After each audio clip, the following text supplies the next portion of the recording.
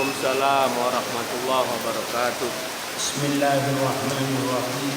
Alhamdulillahirabbil alamin.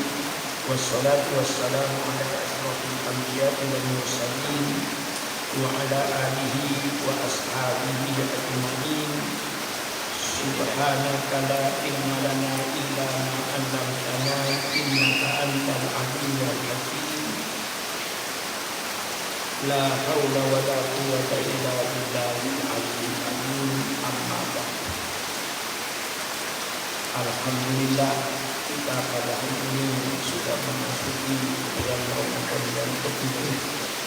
Mudah-mudahan Allah Subhanahu wa taala menerima segala amal saleh kita. Amin. Mengampuni segala dosa kita. Amin. Dengan berkah bulan suci Ramadan. Amin.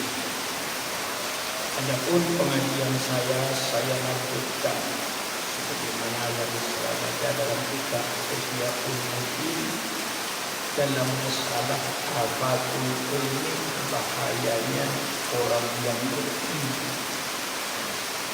Oleh sebab itu saatnya kita ini untuk muhasabah. Yang tahu kepada dirinya sendiri itu ya dirinya sendiri. Balil insanu ala nafsihi basirah walau alqa ma'adiyah. Sesungguhnya manusia itu yang tahu kepada dirinya sendiri itu ya dirinya itu yang tahu. Walaupun dia bisa melemparkan 1001 macam alasan, tapi dia yang tahu dirinya jujur atau tidak jujur, dirinya bohong atau tidak bohong, dirinya berbuat karena Allah atau karena manusia, dirinya yang mengetahui. Oleh sebab itu saya lebih banyak membaca soal afatul ilmi ini, bahayanya ilmu. Dalam kelanjutannya, wa qala ta'ala fi qissati Bal'am bin Ba'ur, telah berfirman Allah SWT sejarah kisahnya. Kisah itu dari bahasa Arab sudah menjadi bahasa Indonesia.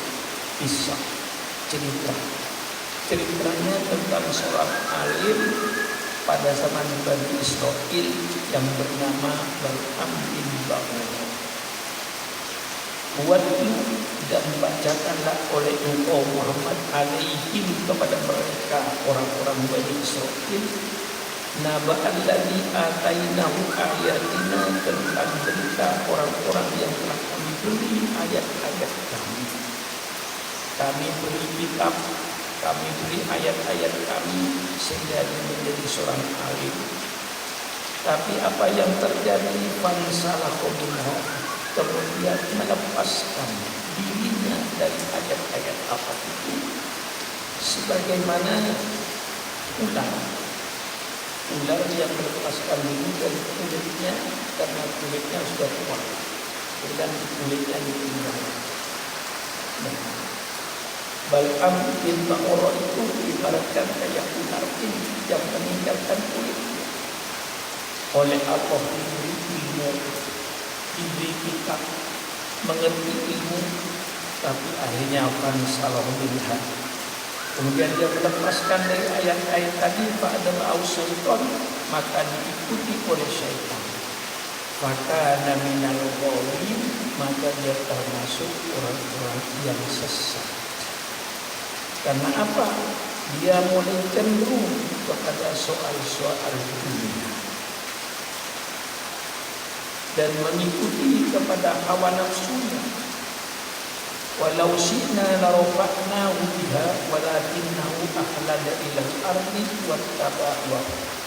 Seandainya kami menginginkan, kami angkat dia itu dengan ayat-ayat tadi, tetapi dia lalu cenderung pikirannya kepada dunia dan mengikuti hawa nafsunya, melupakan ayat-ayat Allah yang telah dia miliki karena kalah dengan pengaruh dunia, pengaruh hawa nafsunya yang tidak bisa dia tekan. Itulah yang bernama Bal'am bin Ba'ura pada zaman Nabi Musa, pada zaman Bani Israil. Famataluhu, maka perumpamaan orang itu yang melepaskan diri dari ayat-ayat Allah itu setelah dia mengetahui, kamatalil kalbi, itu ibaratkan seekor anjing, in tahmil alaihi yalhad wa in tatruku yalhad. Kalau kau halang anjing itu, dia tetap mengulurkan lidahnya menggonggong. Engkau tinggalkan mudah, dia tetap menggonggong. Itu sifat anjing yang selalu menggonggong, yang tidak pernah merasa puas terhadap hawa nafsu. Itulah perumpamaan orang-orang yang melepaskan diri daripada ayat-ayat Allah. Orang alim yang tidak mengerjakan ilmunya. Kayak ular yang melepaskan dirinya dari kulitnya, kemudian diikuti oleh syaitan sehingga dia menjadi orang yang sesat. Disinilah Allah memberikan perumpamaan ibaratkan kayak anjing. Anjing itu kau halau tetap dia mengulurkan lidah dan menggonggong. Kau tinggal pun dia tetap dia mengulurkan lidahnya menggonggong. Anjing yang selalu menggonggong dan tidak pernah merasa puas. Fakadzalika al-alim al-fajir, maka demikian pula orang yang alim fajir yang ahli maksiat. Fa inna Bal'am, sesungguhnya Bal'am seorang alim Bani Israil, dia kitab Allah, diberi kitab Allah Ta'ala, sehingga dia mengerti kitab-kitab Allah diberikan oleh Allah. Fa'akhlada ila syahwat, kemudian mereka cenderung kepada nafsu. Fasyabbaha bil kalbi, maka Allah mengumpamakan seperti anjing. Hai sawa'un, maka sama utiyatul hikmah, dikasih hikmah atau tidak dikasih, fahuwa yalhad, dia tetap akan menggonggong ila syahwat, kepada hawa nafsu. Nah, inilah ibaratnya ulama-ulama yang berilmu yang tidak mengamalkan ilmunya. Wa qala Isa alaihissalam, maka ulama isu karena isyakratin wa qa'at ala faminah. Berkata Nabi Isa alaihissalam, perumpamaan ulama isu itu ulama dunia, ulama yang cenderung kepada dunia. Bukan lalu berarti ulama dilarang kaya tidak. Bukan berarti ulama dilarang mencari kedudukan dan jabatan. Persilakan jadi orang kaya, tetapi dia tidak bersifat tamak dan rakus kepada kekayaannya. Berapa banyaknya orang yang kaya, ulama yang kaya, tapi dia tidak merasa cenderung kepada dunianya. Malah justru kekayaannya dipergunakan untuk mencari keridhaan Allah. Imam Abu Hanifah, imam yang kaya, tetapi dia dengan kekayaannya tidak pelit, zakat dikeluarkan, infak dikeluarkan, hartanya dipergunakan di jalan-jalan yang diridhoi oleh Allah Subhanahu wa Ta'ala. Berkata Nabi Isa alaihissalam, matan ulama isu, perumpamaan ulama isu, kama tali sofrotin, seperti batu besar, waqa'at ala famin nahri, yang berada di mulutnya sungai. Mulutnya sungai seolah kayak menghalang. La dia tashrobu alma, dia tidak minum dari air itu, tidak menyimpan air itu, tidak mengisap air itu. Wala hiya tatrukul ma, dan dia tidak pula meninggalkan air. Ia khusus yang menyampaikan kepada pertanian, kepada tanaman. Itulah ulama itu ibaratkan kayak batu gede yang ada di mulutnya sungai. Dia tidak mengambil manfaat dari air karena air tidak masuk ke dalam batu itu. dan juga tidak menyampaikan air tadi kepada tanaman. Itu percontohan ulama su. Lebih lagi di sini percontohan lebih dasar tadi. Wa matal ulama su matalu qanadil isi. Dohiruha jisun wa batinuha natinun. Perumpamaan ulama su itu mitlu qanadil isi, seperti parit di kebun. Artis itu kebun kurma yang berbaris. Itu ibaratkan parit di kebun kurma itu cuma isyarat kinayah. Sebenarnya maksudnya itu WC, tempat buat kotor. Doiruhu jisun, dohirnya kelihatan. Parit tadi itu putih bersih karena dikapur. Dulu tidak ada cat, yang ada kapur. Jadi jisun itu yang dikapur bersih kelihatannya. Paritnya karena dikapur, kalau sekarang katakan dicat bersih. Tapi apa isinya di dalam? Wabatinuha natinun. Di dalamnya bau busuk, kotoran, najis. Masya Allah. Dulu mungkin ya belum ada WC kayak WC kita seragam pasang keramik itu waterproof. Jadi kalau sekarang saya umpamakan ulama itu kayak WC di kamar mandi kita putih, keramik, indah. Itu ulama itu persis WC. Ya, saya kan sudah baca kitab, jangan marah sama saya, jangan dikit sama saya. Saya baca kitabnya Imam Ghazali ini. Jadi ulama su ibaratnya kayak WC dari keramik, bersih. Dulu tidak keramik. Dulu dikatakan di sini konatul fis, parit yang ada di kebun-kebun itu yang dimaksud WC. Biasanya luarnya dikapur putih, dikasih tembok putih parit itu, jadi kelihatannya bersih. Isinya apa? Kotor. Nah, lalu sekarang WC-nya bukan lagi konatul-fis, tentu menjadi WC dulu. Ada WC jongkok dibuat dari keramik, bersih dan tidak menjijikkan.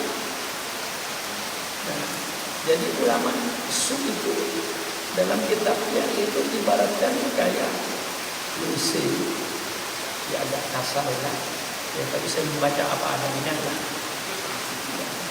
Ya, ulama su itu kayak WC, kelihatannya bagus, bersih, tapi isinya di dalam kotor. Na'udzubillah. Jadi di sini katakan wa matal ulama isu mafalu qanatil fish dohiruha jisun wa batinuha natinun. Perumpamaan ulama isu itu seperti parit yang ada di kebun-kebun yang diputihkan dengan kapur bersih, tapi isinya di dalam ada kotoran yang berbau busuk. Wa matalul kubur. Ini perumpamaannya itu ada satu ya. Jadi ulama itu kayak kuburan. Apa kuburan ini? Amirun, dibangun bagus ya. Matalul kubur dohi wa amirun. Tampaknya dilihat kuburan itu bangunan bagus, apalagi sekarang. Apalagi kalau pergi ke Johor, tempat kuburan mufti itu, kuburannya kayak Islami. Kalau lihat kuburan lagi di Irak, kuburannya kadang-kadang dibikin dari emas, pintunya emas. Jadi wa matanul kubur, dan ulama itu seperti kuburan. Dohirnya tampaknya kelihatan angin suatu bangun yang bagus. Wa batinuha idhamul mauta, tapi di dalam isinya tulang-tulang dan daging-daging mayit itu yang berbau. Itulah gambaran ulama sunnah. Na'udzubillah min dzalik. Oleh sebab itu saatnya sekarang kita koreksi semua. Benarkah apa yang kita katakan ini benar-benar dengan ikhlas lillahi ta'ala? Itu hanya dirinya yang tahu. Ikhlas itu yang tahu hanya dirinya. Apa pengertian ikhlas itu? Pengertian ikhlas itu menghilangkan segala macam karena. Kita sholat karena ingin dipuji orang. Kita sholat karena menghadapi pilkada ingin dipilih oleh rakyat. Kita sholat karena ingin disenangi mertua. Macam-macam. Karena. Banyak karena ini. Nah, ikhlas itu hilangkan semua karena. Sisain satu. Karena Allah. Maka selalu sholatku lillahi ta'ala. Lillahi ta'ala karena Allah. Bukan karena ingin dipuji orang. Oh itu orang baik, ahli ibadat. Tidak. Betul-betul beribadat karena Allah Subhanahu wa ta'ala. Tidak minta dipuji dan tidak takut dibenci. Termasuk juga kepada para mubaligh itu, sampaikan ulil haq walau kana murran, sampaikan kebenaran itu walaupun ternyata nanti akibatnya pahit, tapi sudah menjadi kewajiban kepada kita untuk menyampaikan kebenaran walau kana murran, walaupun itu pahit. Sampaikan kebenaran itu lillahi ta'ala karena Allah, bukan ya na'udzubillah dia berani supaya dikatakan pemberani. Dia menyampaikan dengan tegas supaya dikatakan orang pemberani. Itu namanya tidak ikhlas. Ikhlas itu menghilangkan segala karena. Tinggal satu, berbuat karena Allah. Kita jadi mubaligh, sampaikan ajaran Allah karena Allah. Tidak minta dipuji dan tidak takut dibenci. La yakhafu laumata laim. Kalau menyampaikan dakwanya pidatonya mengharapkan pujian dari orang, itu tidak ikhlas. Kalau menyampaikan pidatonya untuk nahi mungkar takut dibenci orang, itu pun tidak ikhlas. Maka juga kepada pemerintah, sebenarnya ulama itu tidak ada ulama oposisi itu. Ulama sebenarnya mengerti ati Allah wa ati Rasul wa ulil amri minkum. Taatlah kau kepada Allah, taatlah kau kepada Rasul, dan taatlah kau kepada pemimpin-pemimpinmu, baik pemimpin negara maupun pemimpin agama. Maka tidak ada bagi ulama itu misalnya membenci pemerintah, itu tidak ada. Itu pemerintah kita. Tapi kalau ulama misalnya mengkoreksi, justru itu kewajiban ulama, amar ma'ruf nahi munkar. Ulama itu berkewajiban menyuruh kebaikan dan kewajiban untuk mencegah kemungkaran. Jadi kalau ada kemungkaran kita harus mencegah. Hadis Rasul sudah jelas dan hadis sudah masyhur, idza ra'a ahadukum munkaran falyughayyir bi yadihi wa illam yastati' fa bi lisanihi wa illam yastati' fa bi qalbihi fadzalika al-afwu iman. Barang siapa yang melihat kemungkaran yang sudah jelas kemungkaran itu, cegahlah oleh engkau dengan tanganmu. Artinya terkumpul kemampuan kekuasaan. Kalau kau tidak mampu mencegah dengan tanganmu, dengan kekuatanmu, cegahlah dengan lisanmu. Kalau dengan lisan juga masih tidak mampu, takut, terakhir minimal fami qalbihi, hatinya tetap mengingkari. Nah, disinilah kewajiban para ulama, sehingga pihak pemerintah jangan salah paham. Justru kalau ulama itu koreksi, berarti ulama ingin menyelamatkan pemimpinnya, bukan untuk menjerumuskan pemimpinnya. Karena dia sayang kepada pemimpinnya yang jadi pemimpin. Kalau tidak benar dia katakan, jangan berbuat dolim. Dan ini larangan Allah kepada rakyat, jangan berbuat dolim, jangan menggusur tanah rakyat semaunya yang dia sudah puluhan tahun menempati. Kalaupun terpaksa digusur, jadikan rakyat itu gembira, beruntung dengan digusur itu. Maka jangan ada penggusur pengganti rugi. Kalau ganti rugi, ya rugi melulu rakyat ini. Tapi hendaknya adakan penggusuran ganti untung. Malah kadang-kadang rakyat mengharap kapan saya digusur. Kayak di Saudi dulu pernah saya dengar berita orang ingin digusur oleh pemerintahnya. Mengapa ingin digusur? Karena gantinya berlipat ganda, menyenangkan. Jangan sampai pemerintah itu menggusur tanah rakyat, menyakiti rakyat. Itu sangat dolim itu. Apalagi dia sudah puluhan tahun dengan kakeknya, dengan anak cucunya menempati tempat itu. Walaupun mau digusur, bagaimana supaya itu dia gembira, tidak dirugikan, persilahkan. Nah, kalau pemerintah ulama memberikan semacam itu, berarti pemegang ulama itu sayang kepada pemimpinnya. Jangan berbuat dolim,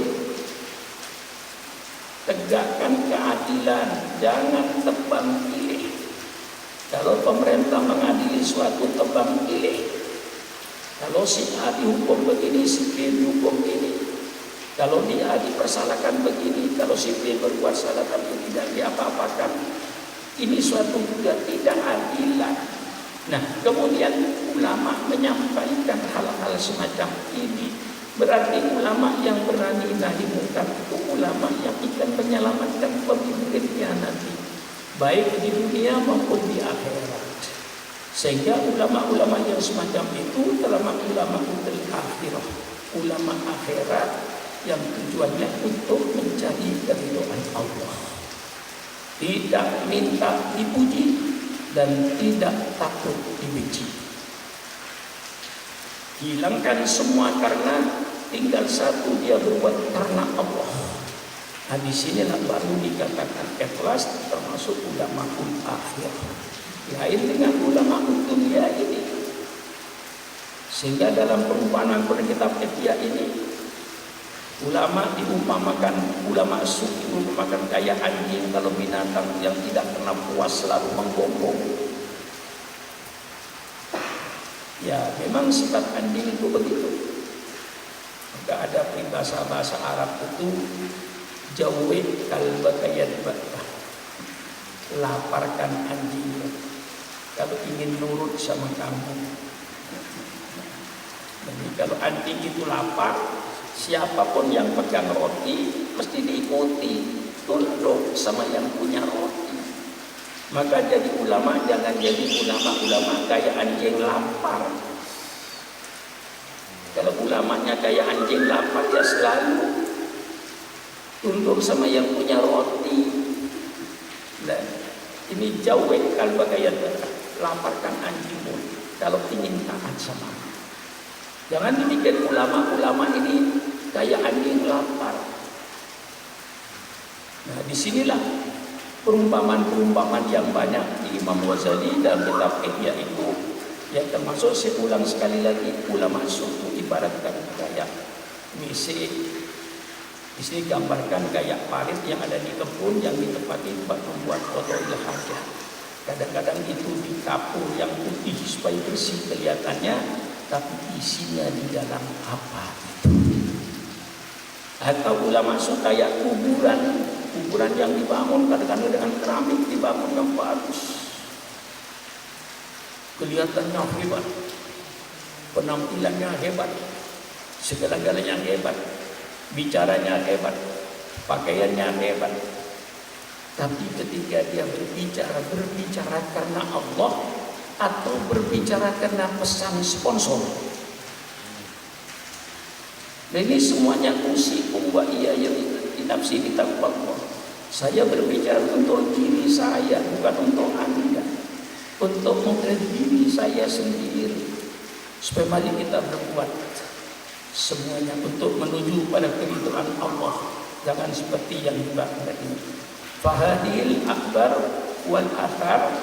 Inilah berita-berita dari hadis-hadis al-akbar, dari hadis-hadis wal athar, dan daripada perbuatan-perbuatan para sahabat. Tubayyin, yang menjelaskan annal alimah alladhi huwa min abna'id dunya, sesungguhnya orang alim yang menjadi anak-anak dunia. Min abna'id dunya, ini anak-anak dunia, bukan anak-anak, bukan ibadullah, bukan hamba Allah, tapi hambanya dunia. Nah, sekarang saya baca yang ada di sini, bahwa hadis-hadis dan athar yang diungkapkan Imam Ghazali itu semuanya tubayyin, memberikan penjelasan annal alim, bahwa misalnya orang alim alladhi huwa min abna'id dunya, orang alim yang menjadi anak-anak dunia, artinya hamba-hamba dunia, bukan hamba Allah. Kalau hamba Allah tunduk kepada Allah, kalau hamba dunia tunduk kepada dunia, menjadi budaknya dunia. Nah, ulama-ulama semacam itu akhassu halan, paling hina keadaannya, wa asyaddu adaban, dan yang paling dahsyat adabnya, minal jahil, daripada orang-orang yang bodoh. Wa annal faizin wal muqarrabin hum ulama'ul akhirah. Adapun orang-orang yang beruntung, orang-orang yang jaya, bukan Jawa, orang-orang yang jaya, al-muqarrabin, orang-orang yang dekat kepada Allah, hum ulama'ul akhirah, itulah ulama-ulama akhirat, yang tujuannya lillahi ta'ala, tujuannya nanti kenikmatan di akhirat, bukan kenikmatan di dunia. Tapi saya yakin insya Allah